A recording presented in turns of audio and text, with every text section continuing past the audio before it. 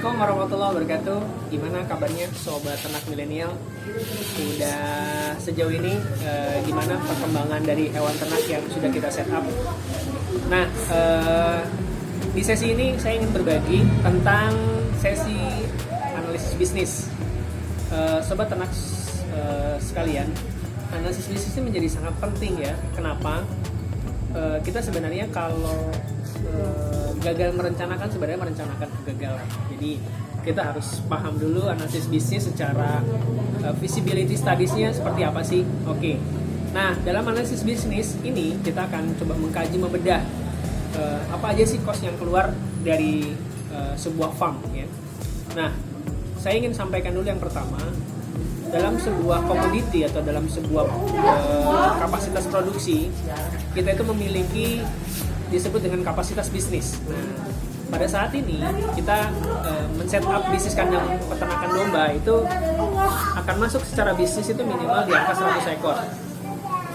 Sebenarnya bisa di angka di bawah 100 ekor, tapi tidak menjadi optimum. Misalkan punya 50, punya 30, punya 20, atau mungkin punya 10. Nah, kita optimumnya di angka 100 ekor. Nah, kita nanti akan bedah. Nah, dari sini kita akan tulis berapa sebenarnya biaya pembelian di awal, lalu berapa sebenarnya kos pakan, berapa kira-kira untuk kesehatan hewan, berapa kira-kira untuk kandang, berapa untuk manajemen anak kandang, bagaimana nanti kalau ada risiko kematian. Ini semuanya akan kita hitung. Nah, pembeliannya berapa, lalu kos operasional berapa, sampai kita nanti akan hitung berapa sebenarnya target ADG atau penambahan bobot hidup dari hewan ternak. Nah, kita akan memberikan makan setiap hari, maka itu harus jadi konversi kenaikan bobot hidup. Makanya nanti di sesi SOP kita akan bedah bagaimana cara penimbangan hewan, kapan kita nimbang hewan ternak, lalu targetnya berapa banyak. Nah, itu akan kita bedah. Nah, dalam analisis bisnis ini kita akan bedah berapa modal yang dibutuhkan untuk men-setup 100 ekor di peternakan domba, berapa kos operasionalnya, dan berapa penambahan ADG yang kita target selama 3-4 bulan. Ini kita akan tulis. Nah, nanti baru kita akan bedah lagi bagaimana cara penjualannya. Kalau kita jualnya secara grosir atau secara full satu kandang, itu berapa? Kalau kita jualnya retail, itu berapa? Nah, lalu terus juga kita akan bedah toleransi angka kematian. Angka kematian itu berapa? Lalu kita juga akan kontrol biaya-biaya tak terduga. Nah, dari feasibility study ini kita akan susun. Nah, lalu kita akan mempunyai target. Target ROI atau target investment kita itu gimana? Nah, dari sinilah kita akan bedah, kita akan berupaya gimana caranya bisnis yang kita set up ini adalah bisnis yang optimum atau bisnis yang terbaik. Nah, sobat ternak milenial, di sesi ini juga kita akan kalkulasikan. Kita akan memposisikan kita sebagai pengusaha, atau memang kita juga diposisikan sebagai pengusaha dan juga SDM yang melakukan aktivitas di peternakan itu. Artinya kita mau punya karyawan apa enggak. Nah, disitulah nanti akan terjadi sebuah branding kita ini yang akan mengelola saja, atau memang kita juga yang akan mendevelop atau men-set. Nah, harapannya dari sesi ini adalah teman-teman semua bisa mempertajam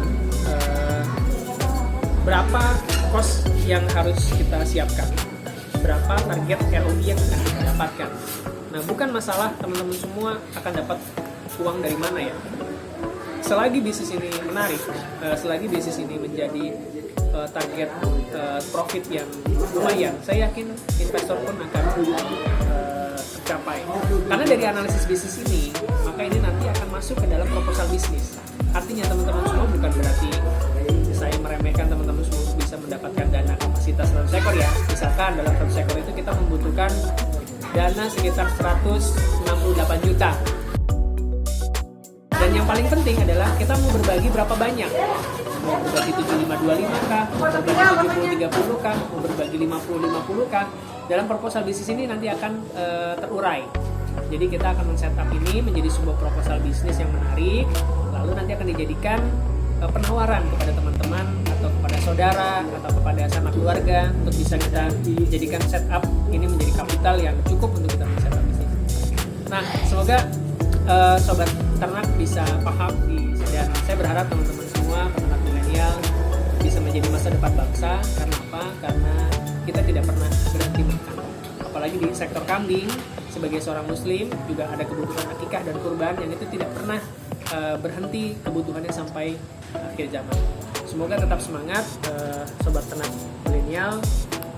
Kita tunggu aksi-aksinya dan juga kita tunggu farm-farm yang sudah di set up dari teman-teman semua. Semoga teman-teman semua bermimpi untuk bisa meningkatkan populasi ternak dan teman-teman semua bisa berhasil. Terima kasih. Billahi taufiq wal hidayah. Assalamualaikum warahmatullahi wabarakatuh.